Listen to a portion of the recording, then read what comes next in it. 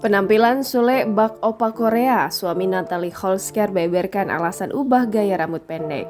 Komedian Sule mengubah gaya penampilannya, rambutnya bikin publik pangling. Jika dulu berambut panjang, kini Sule mengecat rambut menjadi kuning dan potong pendek. Bak artis Korea, Sule membeberkan alasannya memilih mengubah gaya penampilan rambut. Usut punya usut, Sule tak ingin dirinya terlihat lusuh saat anaknya lahir.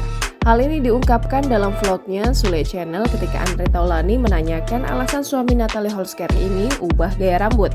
Kemudian, ayah Rizky Febian ini langsung menjawab pertanyaan sahabatnya itu.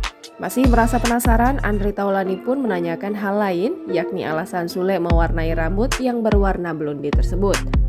Sambil berseloroh, Sule menjawab bahwa dirinya sebenarnya salah dalam memilih warna yang pas untuk rambutnya. Sebab tadinya ia ingin mewarnai rambutnya menjadi hitam.